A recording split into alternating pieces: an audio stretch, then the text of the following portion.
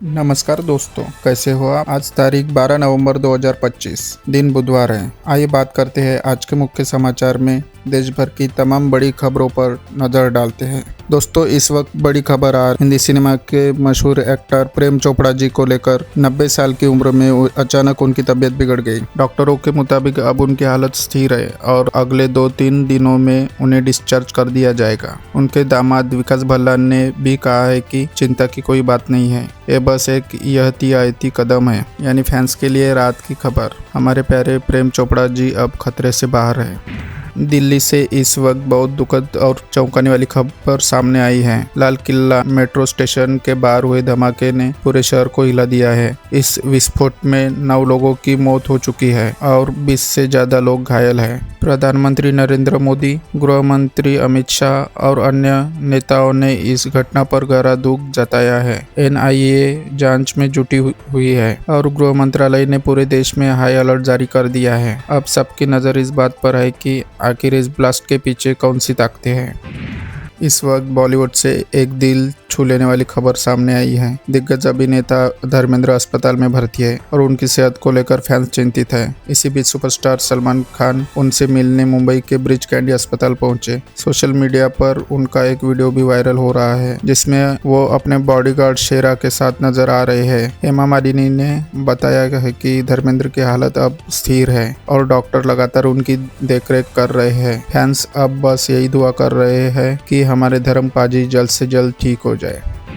सोने चांदी के बाजार से आज बड़ी खबर सामने आई है। एक बार फिर दोनों धातुओं की कीमतों में जबरदस्त उछाल देखने को मिला है। कमजोर डॉलर और वैश्विक बाजारों के मजबूत रुझानों के बीच आज दिल्ली में 24 कैरेट सोना 1300 रुपये चढ़कर 1,25,900 रुपये प्रति 10 ग्राम पहुंच गया है। वही चांदी भी करीब 3% उछलकर $49.93 प्रति औंस के भाव पर पहुंच गई है। यानी अगर आप सोना या चांदी खरीदने की सोच रहे हैं तो फिलहाल कीमतें तेजी के दौर में है। निवेशकों के लिए ये वक्त काफी अहम साबित हो सकता है।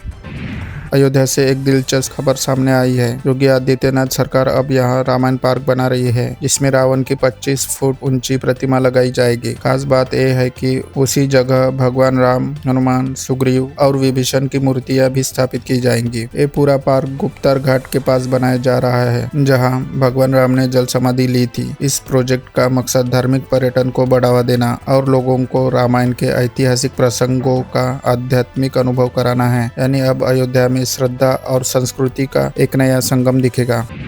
किसानों के लिए एक बड़ी खबर सामने आई है। पीएम किसान सम्मान निधि योजना को लेकर केंद्र सरकार ने अब एक अहम बयान जारी किया है। सरकार ने साफ किया है कि देश भर में लाखों किसानों ने योजना के नियमों का उल्लंघन करते हुए गलत तरीके से पंजीकरण कराया है। ऐसे सभी मामलों को अब संदिग्ध श्रेणी में रखा गया है। यानी जो किसान पात्रता पूरी नहीं करते वे अब इस योजना का लाभ नहीं ले पाएंगे। सरकार ने कहा है कि यह कदम पारदर्शिता और सही लाभार्थियों तक योजना पहुँचाने के लिए जरूरी था।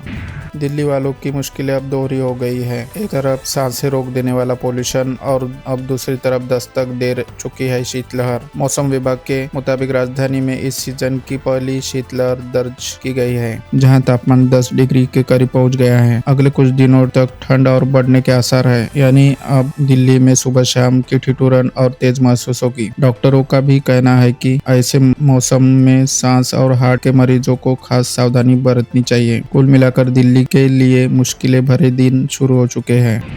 महिला क्रिकेट के इतिहास में आज एक ऐतिहासिक पल जुड़ गया है। पश्चिम बंगाल की मुख्यमंत्री ममता बनर्जी ने बड़ा ऐलान किया है कि दार्जिलिंग में बनने वाला नया क्रिकेट स्टेडियम अब भारत की स्टार क्रिकेटर ऋचा घोष के नाम पर होगा। ये वही ऋचा है जिन्होंने महिला विश्व कप 2025 में टीम इंडिया की जीत में अहम भूमिका निभाई थी। ये देश का पहला स्टेडियम होगा जो किसी महिला क्रिकेटर को समर्पित होगा। ममता बनर्जी का ये फैसला न सिर्फ ऋचा के लिए बल्कि हर उस बेटी के लिए गर्व का पल है जो भारत का नाम रोशन कर रही है। मध्य प्रदेश की लाडली बहनों के लिए आज एक बड़ी खुशखबरी आई है। मुख्यमंत्री मोहन यादव ने घोषणा की है कि 12 नवंबर को सिवनी से लाडली बहन योजना की 30वीं किस्त जारी की जाएगी। इस बार महिलाओं के खाते में पहली बार 1500 की राशि आएगी जो पहले 1250 थी। यानी सरकार ने हर लाभार्थी के लिए 250 की बढ़ोतरी की है।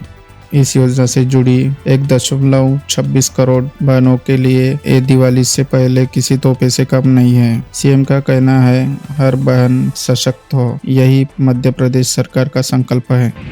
केंद्र सरकार ने पारिवारिक पेंशन से जुड़ा एक अहम नियम बदल दिया है। अब सरकारी कर्मचारियों के माता पिता जो अपने बेटे या बेटी की मृत्यु के बाद पेंशन लेते हैं, उन्हें हर साल जीवन प्रमाण पत्र जमा कराना होगा, तभी वे बढ़ी हुई दर पर पेंशन जारी रख पाएंगे। सरकार ने यह भी स्पष्ट किया है कि अगर दोनों माता पिता जीवित है तो उन्हें कर्मचारी के अंतिम वेतन का 75% मिलेगा, जबकि एक अभिभावक के जीवित रहने पर यह दर 60% होगी। यानी अब पारिवारिक पेंशन पाने के लिए नियम और पारदर्शिता दोनों सख्त कर दिए गए हैं।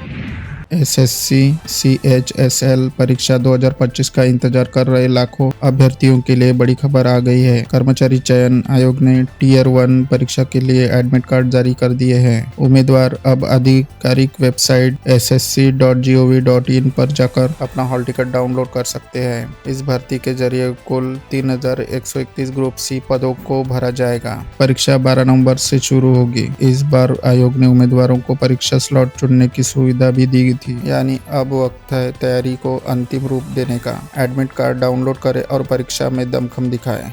इस वक्त सोशल मीडिया पर राजस्थान की बेटी मनिका विश्वकर्मा का जलवा छाया हुआ है। मिस यूनिवर्स इंडिया 2025 मनिका अब थाईलैंड में फाइनल राउंड की तैयारी में जुटी है और अपने लुक से दुनिया का ध्यान खींच रही है। हाल ही में उनका स्लिट कट गाउन वाला लुक सामने आया, जिसमें वो किसी गुड़िया से कम नहीं लग रही थी। उनकी ये तस्वीरें इंटरनेट पर वायरल हो रही है। 22 साल की मनिका अब 120 देशों की सुंदरियों के बीच भारत का प्रतिनिधित्व कर रही है। अब सबकी निगाह इस बात पर है, क्या इस बार ताज भारत आएगा। भारत ने अपनी सैन्य ताकत को और मजबूत करने की दिशा में एक और बड़ा कदम उठाया है। इजराइल के साथ भारत ने नई मिसाइल डील पर हस्ताक्षर किए हैं, जिसके तहत देश को एयर लोरा और आइस ब्रेकर जैसी अत्याधुनिक मिसाइलें मिलेंगी। खास बात यह है कि इनका निर्माण अब भारत में ही किया जाएगा। ये मिसाइलें लंबी दूरी तक सटीक वार करने में सक्षम है, जो चीन और पाकिस्तान के लिए किसी चेतावनी से कम नहीं। रक्षा विशेषज्ञों का कहना है कि ये समझौता भारत की रक्षात्मक क्षमता को अगले स्तर पर पहुंचा देगा। अगर आप एंड्रॉयड फोन इस्तेमाल करते हैं तो एक खबर आपके लिए बहुत जरूरी है। भारत सरकार की साइबर एजेंसी CERT ने हाई रिस्क अलर्ट जारी किया है। एजेंसी ने बताया है कि एंड्रॉयड 13 और उसके ऊपर वाले सिस्टम में ऐसी कमजोरियां मिली है, जिनका फायदा उठाकर हैकर्स आपके फोन पर कंट्रोल कर सकते हैं या आपका डेटा चुरा सकते हैं। एक खतरा Samsung, Redmi, OnePlus, Oppo, Vivo और कई ब्रांड्स के यूजर्स के लिए है। सरकार ने साफ कहा है, अगर आपका फोन अपडेट नहीं है तो तुरंत सॉफ्टवेयर अपडेट करें, वरना भारी नुकसान हो सकता है।